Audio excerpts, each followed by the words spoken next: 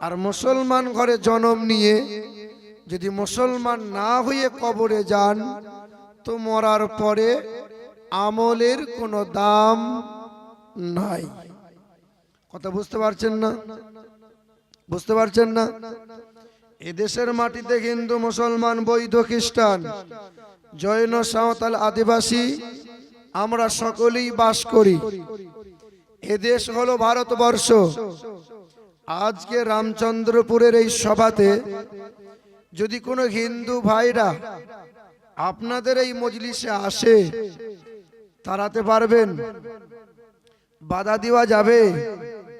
যাবে না। অর্থাৎ ইসলাম সব সময় মানবতার কথা বলে, ইসলাম সব সময় প্রেম প্রীতির কথা বলে, ইসলাম সব সময় একতার কথা বলে। কোরআন বলে যে ওয়ালা তাসুবুল্লাযীনা ইয়াদউনা মিন দুনিল্লাহ ফায়াসুবুল্লাহ আদওয়াম বিগাইরি ইলম।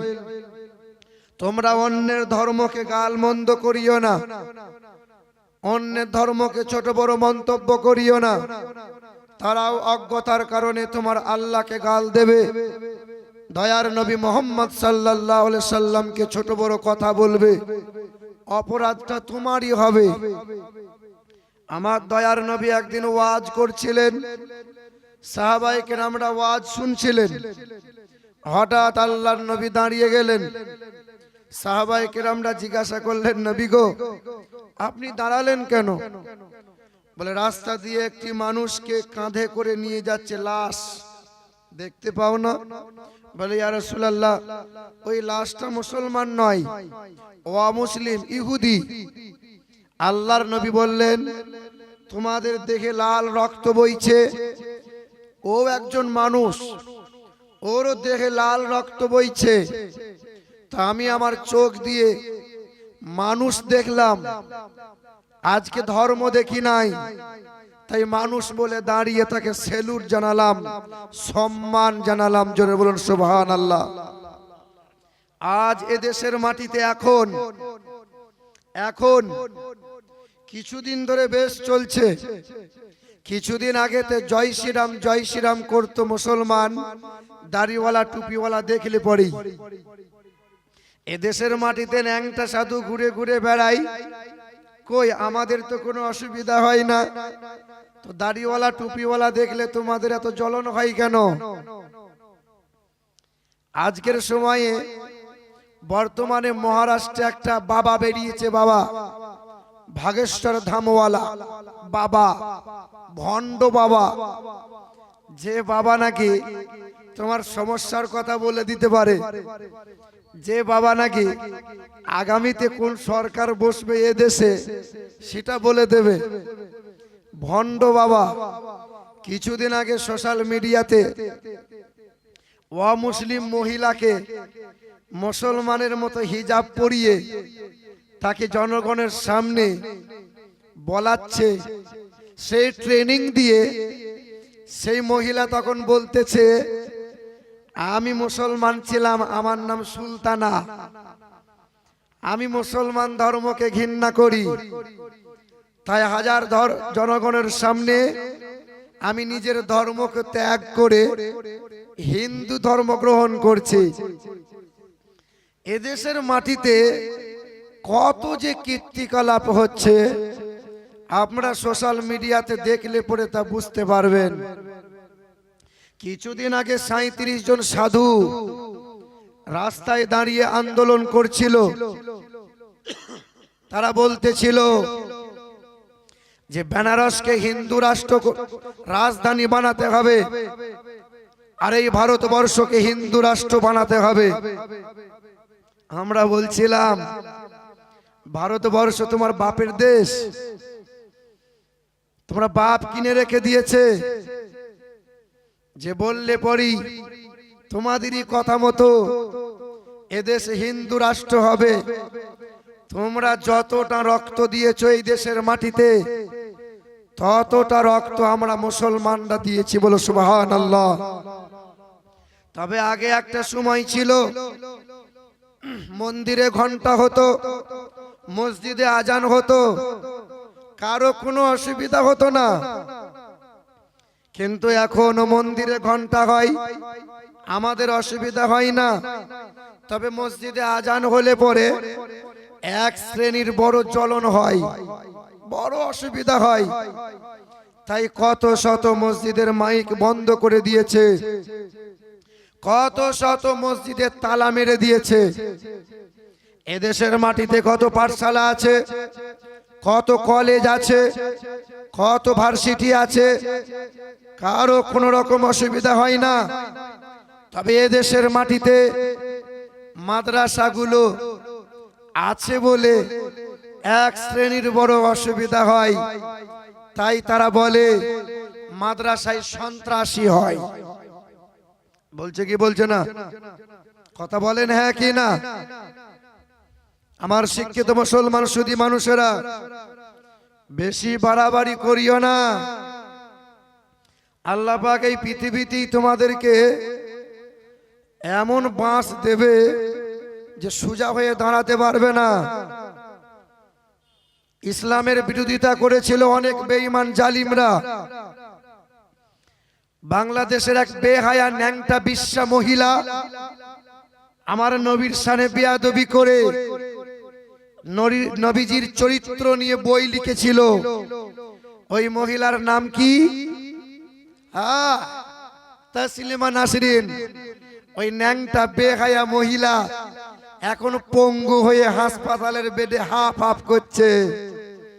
আর আমার আল্লাহ পাক বলছেন, নমরুদ ইব্রাহিমের শত্রুতা করেছিল, নমরুদকে শেষ করেছি, মশা দিয়ে মেরেছে। ফেরাউন মুসা নবীর বিরোধিতা করেছিল, ফেরাউনকে ডুবিয়ে ডুবিয়ে মেরেছি।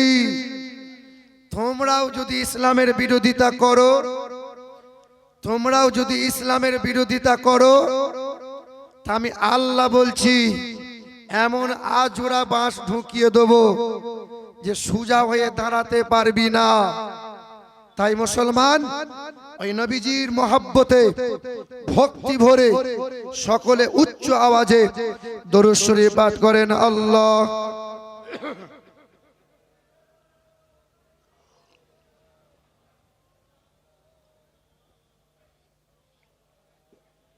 গরম নাই গো বাবু, মাইক মেনটেন ঠিক করেন না একটু মাইকটা। জিকির করেন লা ইলাহা, আরো জোরে লা ইলাহা, মোহাব্বতে লা ইলাহা, বলো লা ইলাহা মুহাম্মাদুর সাল্লাল্লাহু আলাইহি ওয়াসাল্লাম। তিনি হলেন আল্লাহ, যিনি আমাদেরকে মুসলমান ঘরে পাঠিয়ে দুনিয়ার আগুন থেকে বাঁচিয়েছেন, কবরের আগুন থেকে আর জাহান্নামের আগুন থেকে বাঁচার জন্য তিনি সারাটা জীবন সময় দিয়েছেন আর যথেষ্ট সুযোগ দিয়েছেন। তিনি আল্লাহ, যিনি কাল ছিলেন, আজ আছেন, আগামীতেও থাকবেন। যার কোষাগারে, যার ভান্ডারে, যার রাজত্বে, যার দরবারে কখনো কোনো সময়তে কোনো জিনিসের টান পড়েনি, আজও পড়ছে না, আর আগামীতেও পড়বে না। এত বড় দরবারের যিনি মালিক তিনি কে বলো বাবু? 4 আঙ্গুল তফাৎ থেকে যেন ক্যাচ করে, মানে মুখ লাগিয়ে বললে শ্বাসটা টানছে বেশি, একটু একটু খেয়াল রাখেন। তিনি হলেন আল্লাহ, যার দরবারে আমাকে আপনাকে যেতেই হবে, যাব না বলা যাবে না। আর আমার আল্লাহ কখন ডাকবেন এ কথা আমাকে আপনাকে বলবে, কথা বলে না। না, ওয়াজ কোথায় করছি বাবা? ওয়াজ কবর আস্তানায় করছি না তো। একটু হ্যাঁ হু দেন। আমার আগের যিনি বক্তা খুব ভালো বয়ান করছিলেন, আর মাঝে মধ্যেই বলছিলেন জোরে বলুন, একটু জোরে বলুন। আচ্ছা, জোরে বলছিলেন আপনারা? উনি তো জোরে বারবার বলাচ্ছিলেন, একটু জোরে বলুন না, আর একটু জোরে বলুন না।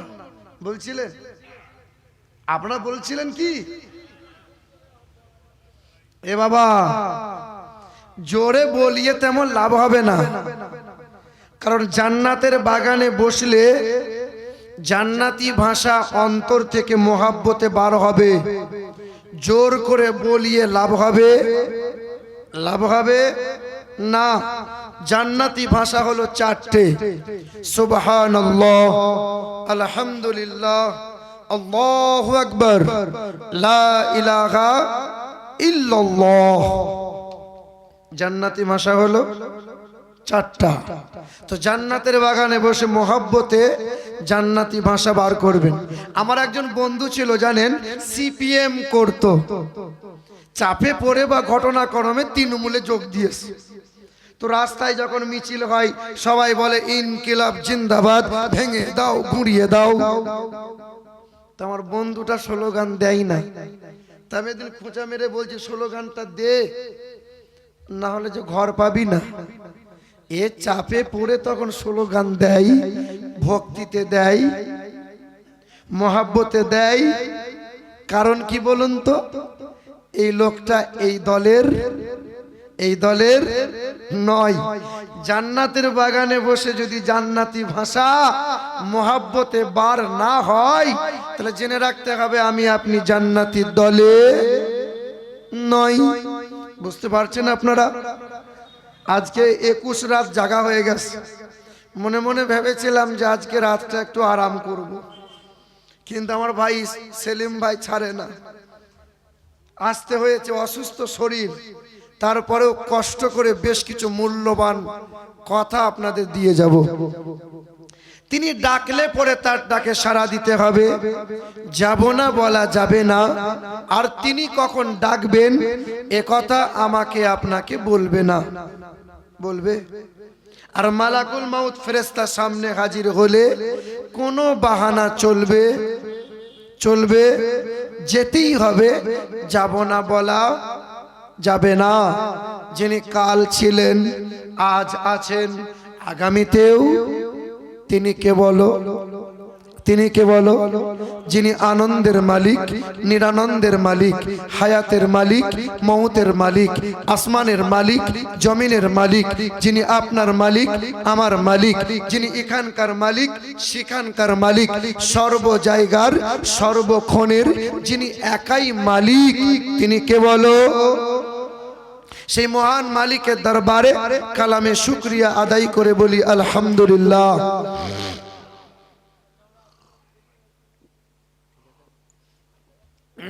আমার শিক্ষিত মুসলমান, তারপরই শত কোটি দরুদ আর সালাম আমার আপনার নবীর উপর।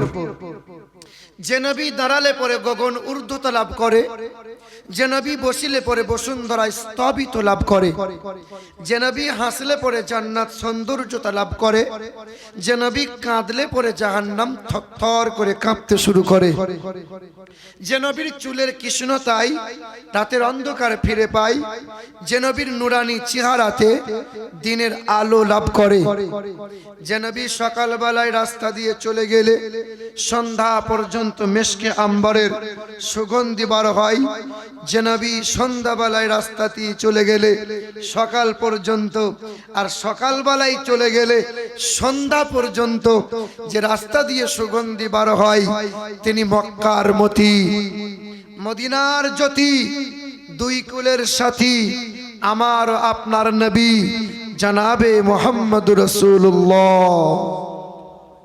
বেদ কি বলে জানো? আমার নবীর জন্য বেদ বলে, দ্বাদশং সকল পক্ষ মাধবে মাসি মাধবম জাতং দত্তা সাতু পুতরং পিতরৌ রুষ্ট মনুষ্য সম্ভালে বিষ্ণু যশাসো গৃহে পদুর্ববমহম সুমতাং বিষ্ণু যশাসো গর্ভমদত্ত বৈষ্ণবম অথ তেষাং ভবিষ্যতে মনং সেবে সদা নিবৌ বাসুদেবং গরং গীতি পুণ্যগন্ধানিস্পর্শম। তিনি হবেন জগৎগুরু, অন্তিম মহামানব, যিনি আসিবেন মাধব মাসের দ্বাদশ তিথিতে। আমার নবী এসেছেন রবিউল আউয়ালের 12 তারিখে, সোমবারের দিন, শুভ সাদিকে। যিনি আসিবেন সাম্বালা শহরে। সাম্বালা শহর মানে শান্তিময় শহর, মরুভূমির বালুর চর, মক্কার নগরীতে। যার বাবার নাম বিষ্ণু যশা, তার বাংলা করলে হবে আল্লাহর দাস, যার আরবি করলে হবে আব্দুল্লাহ। যার মায়ের নাম হবে সুমতি, যার বাংলা করলে হবে সুন্দর মন, যার আরবি করলে হবে আমিনা। তিনার নাম এসেছে ইন্দ্রজোনা উপস্রোত নামে নারাশংসা ভবিষ্যতে। তিনার নাম হবে নারাশংসা, তিনি হবেন প্রশংসিত, যার আরবিতে করলে হবে মুহাম্মাদুর রাসূলুল্লাহ। তিনি গোটা বিশ্বের মাটিতে এমন শান্তির বার্তা আর এমন আলো এই অন্ধকার যুগে ছড়িয়ে দিয়ে গেছেন যে গোটা বিশ্বটা আলোকিত করে গেছেন। জর্জ বার্নার্ড শ বলেন, I believe if a man like the great scientist or Prophet sallallahu alaihi wasallam or transform the dictatorship of moral world, he will succeed in solving its problem in that will bring its much peace and happiness. George Bernard Shaw বলেন, আমি বিশ্বাস করি নবী মুহাম্মদ সাল্লাল্লাহু আলাইহি ওয়াসাল্লামের মতো এমন মহাবৈজ্ঞানিক পৃথিবীর জমিনে একবার যদি আর একবার চলে আসতেন তো অন্ধকারকে, এই অশান্তিময় দুনিয়াকে তিনি শান্তিতে পরিপূর্ণ করে দিতেন। জোরে বলুন। আমার বাবাজিরা, আমার নবীর মতো মহাবৈজ্ঞানিক আর কেউ আসতে পারে? আর কেউ হতে পারে? আমার নবী 1400 বছর আগে মদিনার মাটিতে বলেছেন যে তোমরা যখন মাইয়েতদের গোসল করাবে, কুলের পাতা দিয়ে গরম পানি করে ওই পানি দিয়ে মাইয়েতদের গোসল করাও। কিসের পাতা? কিসের পাতা? আচ্ছা, মদিনাতে কুল গাছ বেশি না খেজুর গাছ বেশি?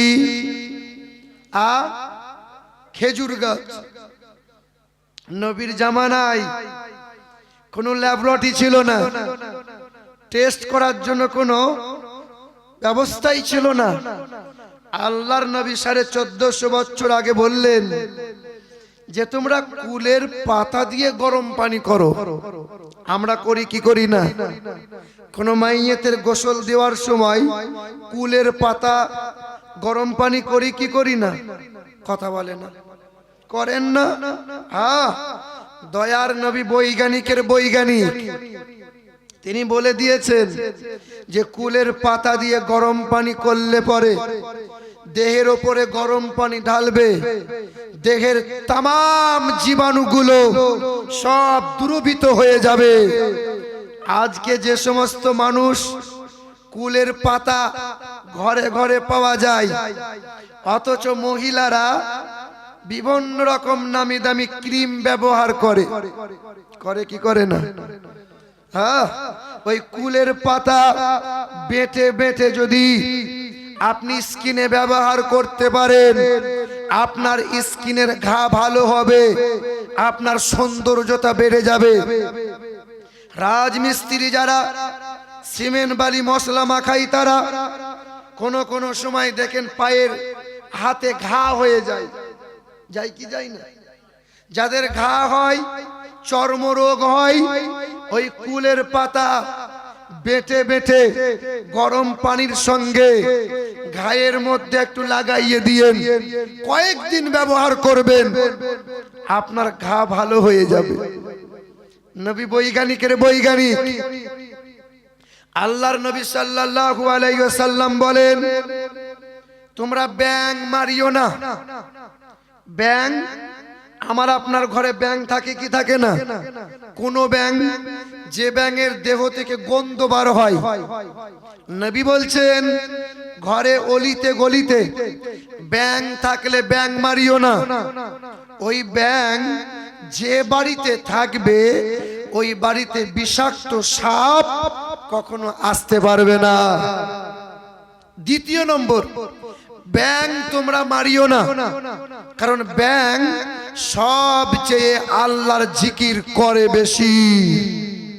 ব্যাং মারিও না, কারণ ইব্রাহিম নবীকে যখন কঠিন অগ্নিকুণ্ডে নিক্ষেপ করেছিল নমরুদ বাদশা, সবাই মুখ ফিরিয়ে নিয়েছিল। ব্যাং ছুটে গিয়ে নিজের দেহের পানি আগুনের মধ্যে ঢেলেছিল আর আল্লাহকে বলেছিল, আল্লাহ আমি ব্যাং তোমার ইব্রাহিম নবীর পক্ষে আছি। জোরে বলুন। আমার নবী বৈজ্ঞানিকের বৈজ্ঞানিক। নবী বলছেন, শুনে রেখে দাও, দয়ার নবী সাল্লাল্লাহু আলাইহি ওয়াসাল্লাম বলেন, পুরুষ মানুষ যারা এই পায়ে গিরার নিচে কাপড় পরিও না।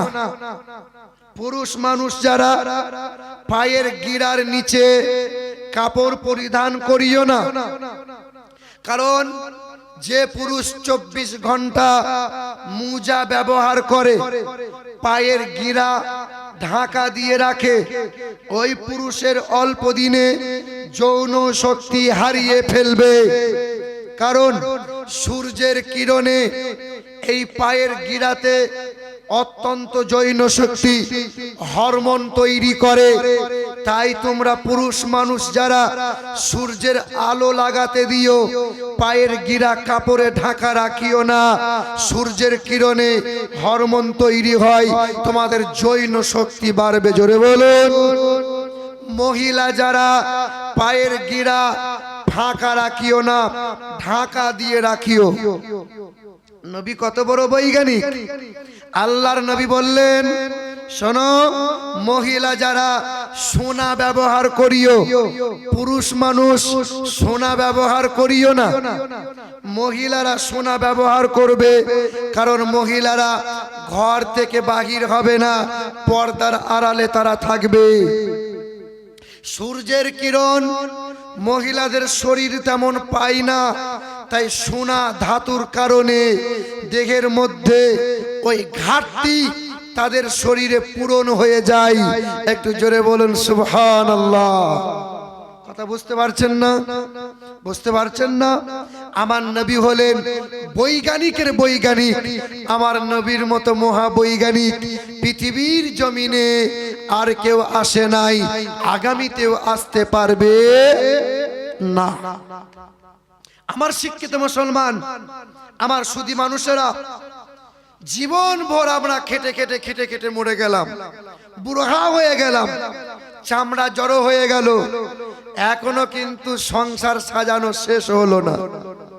বলেন, নিজের শখ সাধ, বিবির আশা ইচ্ছা পূরণ করতে করতে করতে চামড়া জড়ো হয়ে গেছে, এখনো সংসার সাজানো শেষ করতে পেরেছি বাবা? ছেলে মেয়ের আবদার পূরণ করতে করতে রক্ত পানি করে ফেললাম, এখনো ছেলে মেয়ের শখ সাধ পূরণ করতে পারলাম না। এখনকার আগের মতো আর নাই। আপনার ছেলে অভিমান করেছে সাইকেল কিনে দেবেন, ছেলে নেবে না, অ্যাপাচি চাই। আপনার ছেলে মোবাইল কিনবো বলছে, একটা পাতি সেট কিনে দেবেন, নেবে না, এত বড় 4 ফুটের মোবাইল চাই। এ বাবাজির আমার, আগেকার বিজ্ঞানরা চিন্তা করেছিল যে বন্দুক তৈরি করতে হবে। এত পরিমাণে হিংস্র প্রাণী, বন্দুক তৈরি করে হিংস্র প্রাণী মারব। বিজ্ঞানের চিন্তাধারা ছিল এক। এখন এই বন্দুকটা বাঘ ভাল্লুক মারার জন্য ব্যবহার হয় না ভোটের আগে মানুষ খুন করার কাজে লাগে? আগেকার বিজ্ঞানরা চিন্তা করেছিল যে বোম তৈরি করতে হবে, বড় বড় পাহাড় পর্বতগুলোকে ভাঙতে হবে, ওই বোমটা পাহাড় পর্বত ভাঙার জন্য কি এখন কাজে লাগে না মানুষ মারার কাজে লাগে? এ বাবাজিরা, বিজ্ঞান চিন্তা করলো যে মোবাইল তৈরি করতে হবে। কত আর চিঠিতে আদান প্রদান হবে। মোবাইল তৈরি হতে হতে এমন মোবাইল এলো যে ঘরে ঘরে সিনেমা হল হয়ে গেল। যখন ইচ্ছা তখন সিনেমা দেখে। আর আপনার ঘরে ছেলে দিন রাত কানে ব্লুটুথ গুঁজে ডিজিটাল হিন্দি গান শোনে। আপনার ছেলেকে বলে দিয়েন, ওই ছেলের যখন 30 বছর 35 বছর বয়স হবে, ওই ছেলে দিন দিন কানে আর শুনতে পাবে না, মেশিন লাগাতে হবে। আপনার ছেলেকে বলে দিয়েন, যে ছেলে দিন রাত মোবাইলে খোঁচা মারছে, ছেলের যখন 40 বছর বয়স হবে, তখন চশমা ছাড়া ছেলে আর দেখতে পাবে না। এটাই সত্য। আমার শিক্ষিত মুসলমান, এই মোবাইলটা যদি এখন কিনতে যান 5,000, 10,000, 20,000, মোবাইলটা যখন আপনি কিনবেন, ওই প্যাকেটের মধ্যে একটা বই দেয়া হয়, গাইড বুক। যে বইটাতে লেখা থাকে মোবাইল কেমন ব্যবহার করবেন আপনি। থাকে কি থাকে না? মোটর সাইকেল কিনবেন, গাইড বুক থাকে। ফ্রিজ কিনবেন, গাইড বুক থাকে। মোবাইল কিনবেন, গাইড বুক থাকে। লেখা আছে এটা হেডফোনের কর্ড, এটা চার্জারের কর্ড গুজবেন, এটা এখানে স্পিকার আছে, এখানে ক্যামেরা আছে, এতক্ষণ চার্জ দেবেন, এতক্ষণ চার্জ সার্ভিস দেবে, ইত্যাদি। থাকে কি থাকে না? আর আপনি যদি মোবাইলটা কিনে আনার পর হেডফোনের কর্ডটা নিয়ে এই চার্জারের পয়েন্টে গোজেন, কানে দেওয়ার পর শোনা যাবে? যাবে? যাবে না।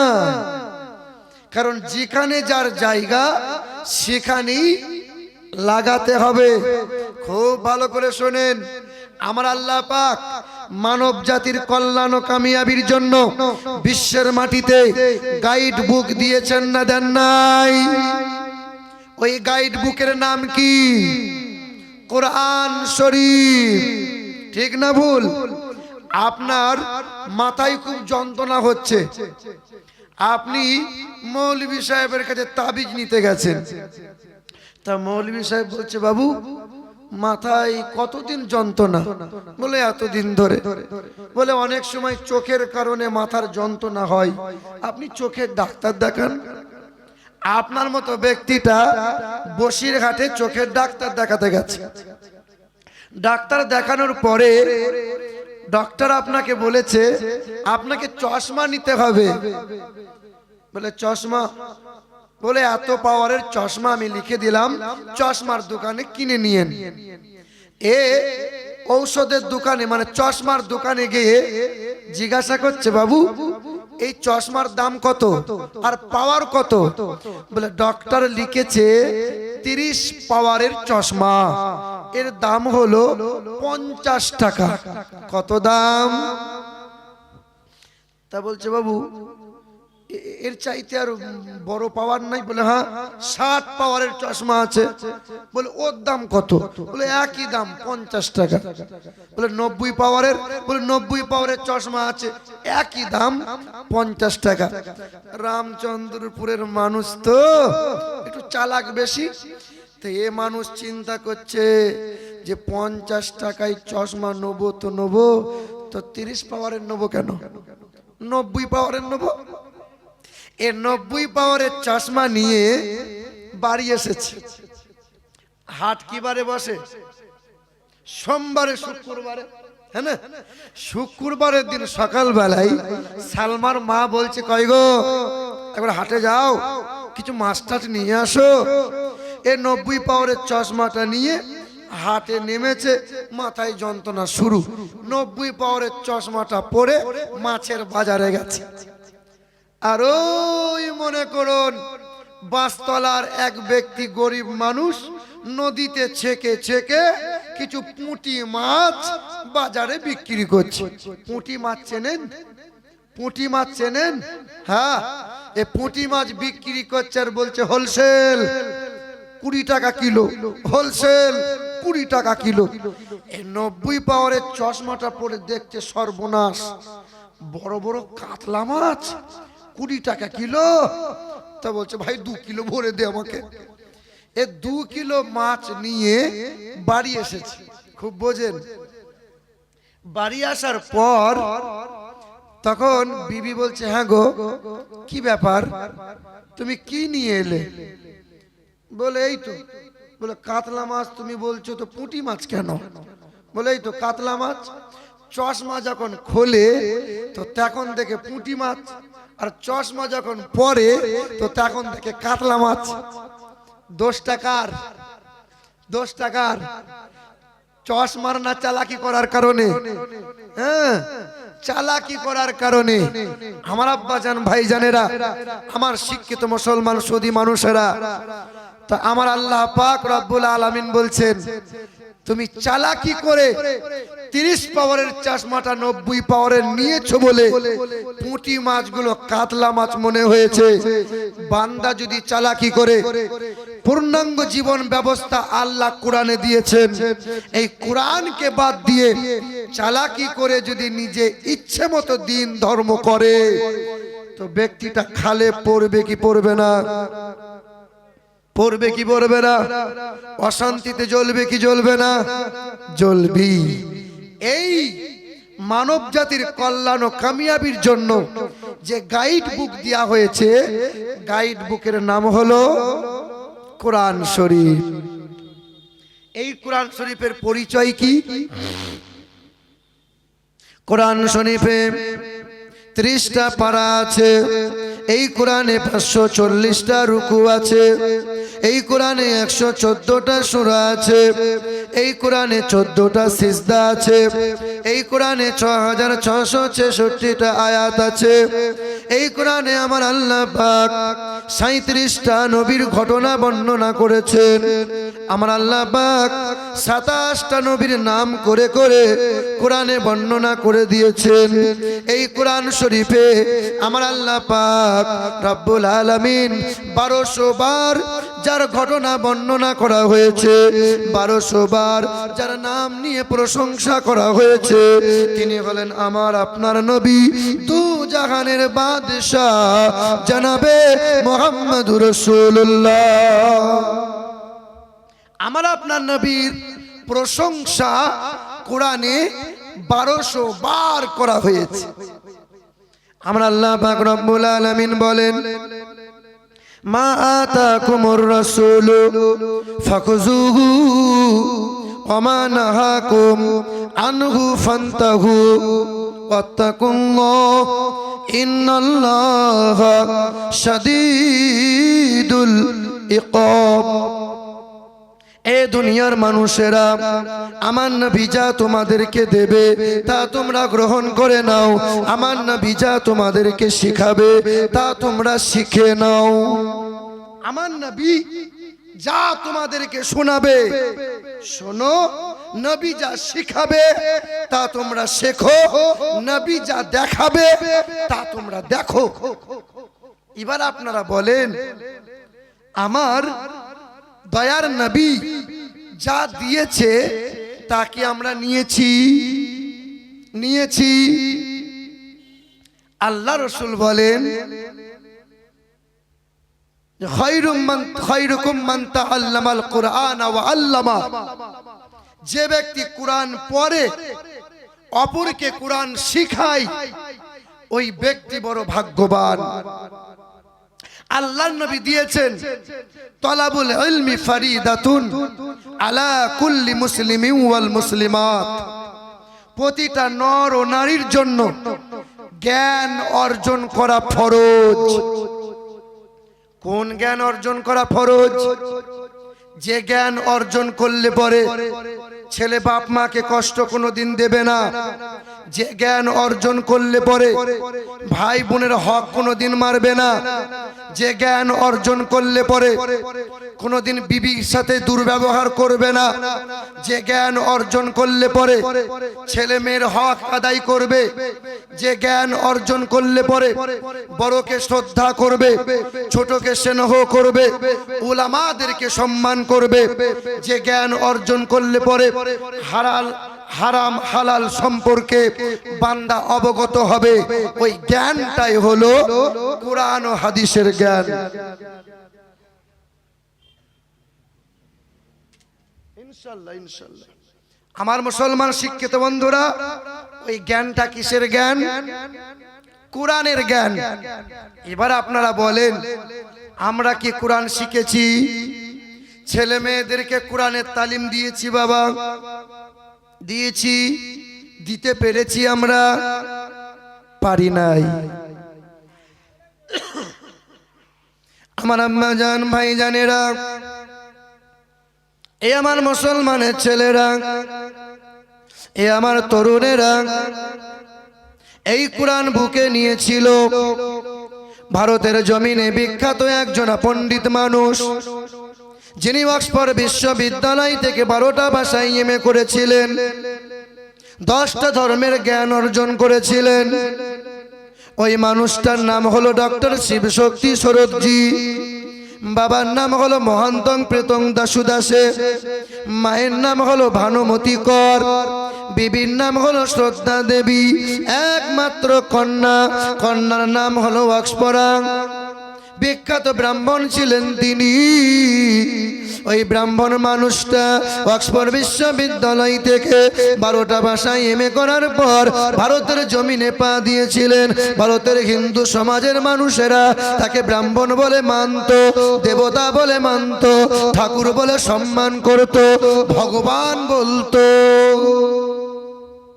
আচ্ছা বলেন, আল্লাহ আর ভগবান কি এক? বলেন। হিন্দু ভাইরা ভগবান বলে, ঈশ্বর বলে, মহেশ্বর বলে, বলে কি বলে না? আল্লাহ আর ভগবান কি এক? কথা বলেন। ভগবান পুরুষ লিঙ্গ, যার স্ত্রী হলো ভগবতী। ঈশ্বর একটা পুরুষ লিঙ্গ, যার স্ত্রী লিঙ্গ হচ্ছে ঈশ্বরী। গড একটা পুরুষ লিঙ্গ, যার স্ত্রী লিঙ্গ হচ্ছে গডেজা। আর আমার আল্লাহর কি কোনো পুরুষ, আবার আল্লাহর কি কোনো বিবি আছে? আল্লাহর কি কোনো ছেলে মেয়ে আছে? আল্লাহর কি কোনো ভাই বোন আছে? আল্লাহর পরিচয় দেয় বিসমিল্লাহির রহমানির রহিম।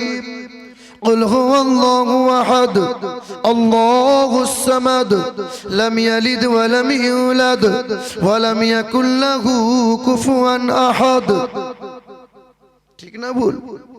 আমার আম্মা জান, মাই জানেরা, এ আমার তরুণেরা, আমার যুবকেরা, ওই ব্রাহ্মণ ঘরের মানুষটা অক্সফোর্ড বিশ্ববিদ্যালয় থেকে 12টা ভাষায় এমএ করেছেন। 10টা ধর্মের গ্রন্থের জ্ঞান অর্জন করার পরে উত্তর ভারতের মথুরার বৃন্দাবনে বিখ্যাত একটা মন্দির হয়েছিল। 300 বিঘা জমির মধ্যখানে ওই মন্দিরটা দাঁড় করানো আছে। মন্দিরের নাম হলো দেবাশীর মন্দির। ওই মন্দিরে ব্রাহ্মণ হয়েছিলেন তিনি। একদিন পূজা করলে পরে বস্তা বস্তা ফল হয়, লাখ লাখ টাকা তার রোজগার হয়। এত বড় মন্দির, যেমন মন্দির তো তেমন ব্রাহ্মণ। ছোটখাটো ব্যক্তিরা ওই মন্দিরে পূজা দিতে পারে না। উচ্চ পদবী হতে হবে, ডক্টর মাস্টার হতে হবে, উকিল ব্যারিস্টার হতে হবে, তবে ওই মন্দিরে চান্স পাবে। সবার জন্য সুযোগ নাই। হিন্দু সমাজের মানুষেরা তাকে ভগবান বলতো, তাকে ঠাকুর বলতো, তার নামে সকাল সন্ধ্যা পূজা হতো। এত বড় ব্রাহ্মণ ছিলেন। আমার আম্মা জান, ভাই জানেরা, শুধু ভারতে নয়, আমেরিকা বলেন, জাপান বলেন, ইংল্যান্ড বলেন, দেশ বিদেশে তার অনেক ভক্ত হয়ে গিয়েছিল। একদিন আমেরিকা গিয়েছিলেন, শিষ্যদের কাছ হতে ফিরে আসছিলেন। দিল্লির বিমানবন্দরে বসে আছেন। ওই দিল্লির বিমানবন্দরে বসে আছেন, এমন সময় সামনে একটা বিমান থমকে গেল। বিমানের সিঁড়ি ধয়ে, বিমানের সিঁড়ি বেয়ে কিছু মানুষ পা পা করে নামতেছে। মাথায় টুপি, লম্বা জুব্বা, আর মানুষগুলোর হাতে সব যেন এক একটা করে থলি, ব্যাগ।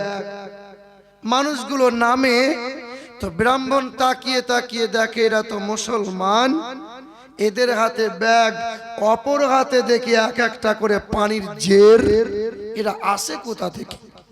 ব্রাহ্মণ পা পা করে সামনে গেল। ব্রাহ্মণ সামনে গিয়ে জিজ্ঞাসা করলো, আপনারা কারা? বলে, আমরা মক্কা মদিনা থেকে আসছি, আমরা হলাম হাজী সাহেব। বলে, আপনার মক্কা মদিনা থেকে এ হাতে করে কি বয়ে বয়ে নিয়ে আসছেন? বলে, এটা হলো পানি, এটা হলো পানি। এ পানি সাধারণ পানি নয়, এ পানি হলো জমজমের পানি। বলে, সাধারণ পানি নয়, জমজমের পানি মানে? বলে, দুনিয়ার সব পানিতে কিছু না কিছু জীবাণু আছে, কিন্তু জমজমের পানিতে বিন্দু মাত্র জীবাণু নাই। এই জমজমের পানি রেগুলার যদি কোনো মানুষ পান করে, তার লিভারে কখনো রোগ হবে না, ডায়াবেটিস হবে না, আলসার হবে না। জোরে বলুন না। তো ব্রাহ্মণ বলছেন, ব্রাহ্মণ বলছেন, বাবা জমজমের পানি কি একটু দেওয়া যাবে? বলে, নেন। ব্রাহ্মণ জমজমের পানি নিয়ে ল্যাবে গেলেন, পরীক্ষা করলেন। পরীক্ষা করার পরে ডক্টর বললেন, এই পানি সাধারণ পানি নয়, যে পানি অতি পবিত্র পানি, যে পানি কখনো কম হয় না, যে পানি খেলে লিভারে, শরীরে কখনো রোগ আসবে না। এই ব্রাহ্মণ বাবাজিটার মনে চিন্তা উদয় হয়ে গেল। এই ব্রাহ্মণের মনে চিন্তা উদয় হয়ে গেল। ব্রাহ্মণ কি করলো? বাইবেল পড়তে শুরু করলো, চান্দাবাস্তা পড়তে শুরু করলো, ত্রিপিটক পড়ে, রামায়ণ পড়ে। পড়তে পড়তে পড়তে পড়তে হঠাৎ করে একদিন তার নজরে একটা মন্ত্র মানুষটা দেখতে পাই, যেখানে বেদের ভাষায় লেখা আছে, অষ্টগুণ পুরুষং দীপজন্তি কৌলাংচ দমশ্রতংচ বহুভাষিত চ দানং যথা শক্তি কৃতজ্ঞতা চ। লেখা আছে বেদের ভাষায়, পৃথিবীর জমিনে আসবেন একজন গুরু, তিনি একটা ধর্মের গুরু হবেন না। চোরদস্য চোদিতা যকিশস্য ব্রহ্মাণ্ড নাথে মনুষ্য কীরে আল্লাং জ্যেষ্ঠাং ষষ্ঠাং পূর্ণং পন্নাং বরম্বরং আল্লাহ আল্লাম আল্লাহ আদাল্লাং বুকমেকম নিখাতকম আল্লাহ মুহাম্মদ রাসূলকা বরসাম। তিনি আসবেন আল্লাহর তরফ থেকে, যিনি একটা ধর্মের গুরু হবেন না। তিনি হিন্দু, মুসলমান, বৌদ্ধ, খ্রিস্টান, জৈন, সাঁওতাল, তামাম ধর্মের মানুষের একাই হবেন, তিনি জগৎ গুরু। সঙ্গে সঙ্গে ব্রাহ্মণের চিন্তা উদয় হলো। উত্তরনারায়ণ বেদে লেখা আছে, আম সন্তা সরতি শতপতি মারমেঘে সুন্দরম মঙ্গলম লা ইলহা হরতি পাপম ইল্লু ইলহা পরম পদম জন্ম বৈকুণ্ঠ পরবাপ ইনোতীত জপি নামে মুহাম্মদাং। তো বেদের ভাষায় দেখে যে তিনি সত্য প্রিয়, সততা, যিনি জীবনে কখনো কোনোদিন একটাও মিথ্যা কথা বলবেন না। তিনি হবেন বিশ্বের মহান নেতা, জগৎ গুরু। লা ইলহা হরতি পাপম ইল্লু ইলহা পরম পদম জন্ম বৈকুণ্ঠ বড়বাপ ইনতীত জপি নামে মোহাম্মদান। তোমরা যদি উচ্চ পদবি লাভ করতে চাও তো আল্লাহ আল্লাহ আল্লাহ আল্লাহর জিকির করো। আর তোমরা যদি স্বর্গ লাভ করিতে চাও তো জন্ম বৈকুণ্ঠ বড়বাপ ইনতীত জপি নামে মোহাম্মদান। তোমরা জন্মের পর থেকে মৃত্যুর শেষ নিঃশ্বাস পর্যন্ত নবী মোহাম্মদের অনুসরণ করো, গোলামি করো, তাবেদারি করো। এহকালে নাজাত পাবে, পরকালে হাসতে হাসতে স্বর্গ লাভ করিবে। জোরে বলুন না, আর একটু জোরে বলতে পারলেন না? তো ব্রাহ্মণ মানুষটা মন্দিরে গেছে, 300 বিঘা জমির মধ্যখানে মন্দির দাঁড় করানো। ওই দেবাসের মন্দিরে দাঁড়িয়ে হাজার হাজার শ্রোতা ভক্তরা ফল বেল পাতা জবা ফুল নিয়ে দাঁড়িয়ে আছে। ব্রাহ্মণ বাবাজি, আমার পূজাটা একটু করে দেন, আমার কষ্টের কথা ঠাকুরকে একটু বলে দেন। বলে থামো, এতদিন তো তোমাদের কষ্টের কথা আমি বলেছি, আমার কষ্টের কথা একটু শোনো। ঢোলক বাবাজি দাঁড়িয়ে আছে, এই তুই থাম, তো কাজ ঢোল বাজাতে হবে না। সঙ্গে সঙ্গে মন্দিরে দাঁড়িয়ে দাঁড়িয়ে ওই ব্রাহ্মণ বাবাজিটা শত শত জনগণের সামনে উচ্চ স্বরে বলে দিল, লা ইলাহা ইল্লাল্লাহু মুহাম্মাদুর রাসূলুল্লাহ। হাজার জনতার হাত থেকে থালাগুলো পড়ে গেল। সবাই চোখে চোখ যেন চড়ক গাছ হয়ে গেল, চোখ কপালে উঠে গেল। হাই রে হাই, অক্সফোর্ড বিশ্ববিদ্যালয় থেকে 12টা ভাষায় এমএ করা ব্রাহ্মণ মানুষটা, 10টা ধর্মের গ্রন্থের জ্ঞান অর্জন করা এই মানুষটা এতদিন তার পিছনে দাঁড়িয়ে দাঁড়িয়ে পূজা অর্চনা করতাম, ঠাকুর বলে যাকে মানতাম, ভগবান বলে যাকে মানতাম, এই ব্রাহ্মণ বাবাজি মন্দিরে দাঁড়িয়ে দাঁড়িয়ে উচ্চ স্বরে কালেমা পড়ে নিল। ও ব্রাহ্মণ, মন্দির থেকে বার হও। মন্দির থেকে বার হয়েছে, গলার পৈতেটা জোরে ছিঁড়ে নিয়েছে। কোন মানুষ হাতে করে মারে, তো কোন মানুষ পাথর ছুঁড়ে ছুঁড়ে মারে, কোন মানুষ জুতাই করে মারে। যে যেমন করে পেরেছিল সে তেমন করে মেরেছিল। রক্তে রঞ্জিত হয়েছে, রক্ত মাখা চেহারা নিয়ে এই ব্রাহ্মণ টুকটুক করে নিজের বালাখানায় গেছে। কেনই বা বালাখানা তার হবে না? একদিন পূজা করলে লাখ টাকা রোজগার হয়। বালাখানায় গিয়ে দরজার সামনে আওয়াজ দেয়, বাবা, ও বাবা, দরজা খুলে দাও বাবা। তো ছুটে এসে মা দরজাখানা খুলে, ছেলের চেহারা দেখে মা ঝরঝর করে কাঁদতে শুরু করেছে। মা তো মা হয়, মা তো মা হয়, সে হিন্দুর হোক আর মুসলমানের হোক। দেখেন নাই আমার হিন্দু ভাইরা দুর্গাকে বলে মা, সরস্বতীকে বলে মা, বলে কি বলে না, লক্ষ্মীকে বলে মা। সেই দিন বলেছিলাম কৃষ্ণনগরে হাজার হাজার হিন্দু ভাইরা ছিল। আনো ভাইরা, তোমরা যাকে মা বলছো, তো মাকে তো বড় ভক্তি মহব্বত করা দরকার। গরুকেও তো মা বলছো। আমরা মুসলমানরা গরু মাংস খাই বলে তোমাদের খুব অসুবিধা হয়, তোমাদের খুব জ্বলন হয়। তা গরুকে যখন মাই বলছো, তা মায়ের মতো জায়গাতে রাখো, ভালো ভালো খাবার খাওয়াও, ফল খাওয়াও, বিরিয়ানি খাওয়াও, ঠিক না ভুল? অথচ মা বলছো আর মায়ের চামড়ার জুতা তৈরি করে পায়ে পরছো,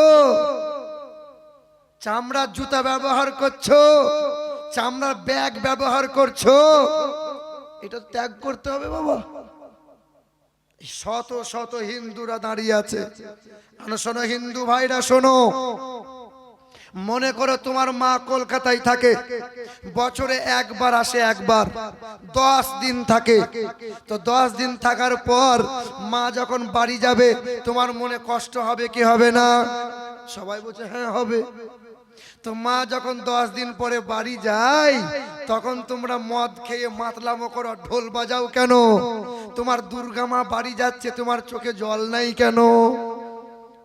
কথা তো সত্য কথা, কথা তো ফেলার লয়। আর মাকে মা বলছো অথচ মানছো না।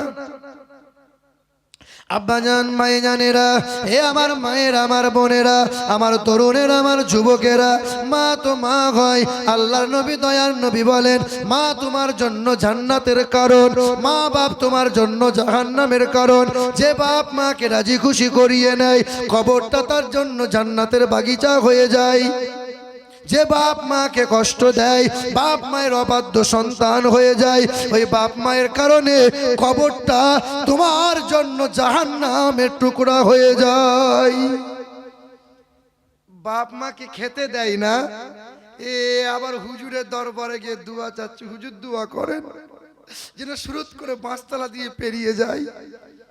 বাপ মায়ের সাথে কথা বন্ধ রেখে এ আবার মসজিদে মাথা ঠুকছে। বাপ মাকে খেতে দেয় না, এ আবার হুজুরকে খঞ্চা ভরা খাবার খাওয়াচ্ছে।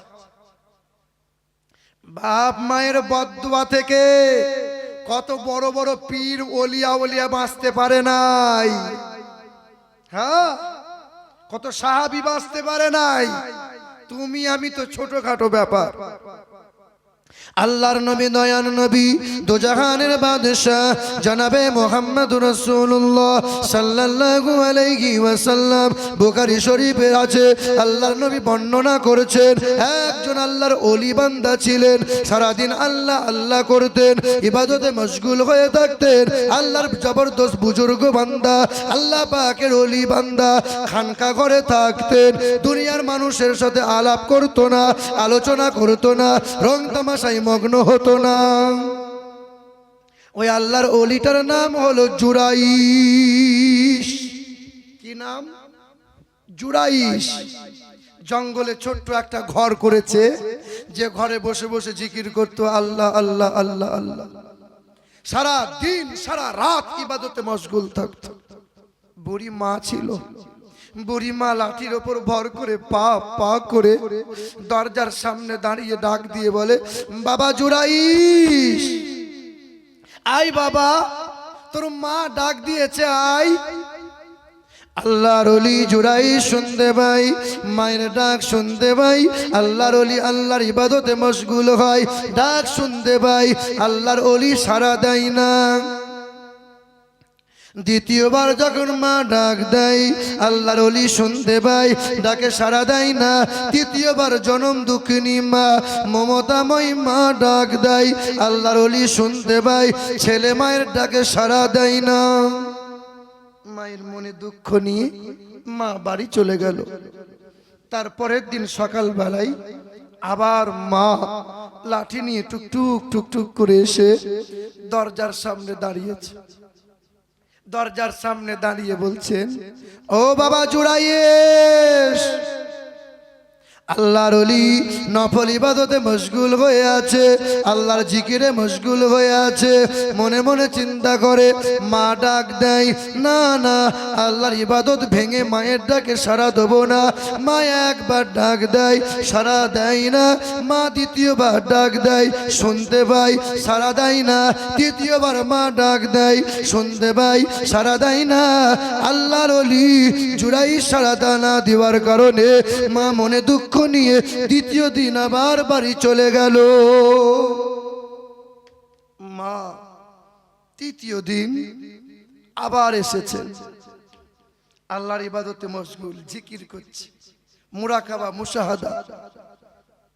তো মা ডাক দিয়েছে, বাবা জুরাইশ।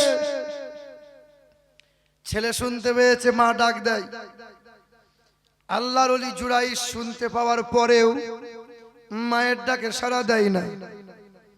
মা দ্বিতীয়বার ডাক দেয়, মা তৃতীয়বার ডাক দেয়। তৃতীয় দিনে আবার তিনবার ডাক দেওয়ার পরেও ছেলে যখন সাড়া দিল না, মায়ের চোখের কোনা দিয়ে গরম পানি টস টস করে গড়িয়ে গেল। মালিকের দরবারে হাত দুই কান তুলে দিয়ে বলল, মালিক, আমি আমার ছেলেকে পেটে ধরেছিলাম, মা আমি চলতে গেলে কষ্ট হতো, আমি বসতে গেলে কষ্ট হতো। 10 মাস পেটে রাখার পরে যখন প্রসব দিয়েছিলাম, রক্তের বন্যা বয়ে গিয়েছিল, মাথার চুল থেকে পায়ের নখ পর্যন্ত রক্তের জমাট বেঁধে গিয়েছিল। আমি মা শীতের মৌসুমে বাচ্চাকে আমি বুকে নিয়ে দুধ পান করিয়েছিলাম। ঠান্ডার মৌসুমে ছেলে আমার বারবার পেশাব পায়খানা করে দিয়েছিল। কাপড় জামা পাল্টাতে পাল্টাতে রাত পার হয়ে গেছে। আমি মা গরমের সময় সবাই ঘুমিয়েছিল, ছেলের ঘুম হয় না বলে শাড়ি আঁচলে করে ছেলের মাথায় হাওয়া করেছিলাম। আরামের ঘুমকে হারাম করে আমি মা ছেলের শুধু ঘুম দেখেছিলাম। ছেলে ঘুমিয়েছিল, আমি মা 2 বছর 2.5 বছর ধরে দুধ পান করিয়েছি, 5 বছর ধরে তেল কাজল দিয়ে বড় করে তুলেছি। আজকে সেই ছেলে আমার ডাকে সাড়া দেয় না। আল্লাহ, তোমার দরবারে বদদুয়া করে গেলাম, আমার ছেলের জন্য বদদুয়া করে গেলাম। যতদিন না কোনো নোংরা মহিলার ব্যভিচারের অপবাদ আমার ছেলের গায়ে না লাগবে, ততদিন যেন আমার ছেলের মৃত্যু দিও না। মা বদদুয়া করে দিয়েছে। মা দোয়া করলে আল্লাহ সঙ্গে সঙ্গে কবুল করে নেয়। কথায় কথায় দেখেন না মেয়েরা বদদুয়া দেয়, ছেলে যখন কথা শোনে না মা মা বারবার করে, তো মা কথায় কথায় বলে উলা উঠো, সাপে খাই না, মাথায় বাজ পড়ে না, বলে কি বলে না? ওই মহিলারা কথায় কথায় ছেলেদের বদদুয়া দিও না, জবানকে সামলাও। আর মেয়েদের মুখে এত মিষ্টি বাবা, কত ভালো ভালো পালোয়ানকে কথাতে পটিয়ে দেয়, পালোয়ানকে জিরো করে দেয়। আবার মেয়েরা যখন খিস্তি খাবারি গালিগালাজ করতে শুরু করে দেয়, তা মনে হবে মুখ দিয়ে বেলেট চলছে, কলজে ফেটে ফেটে যাচ্ছে।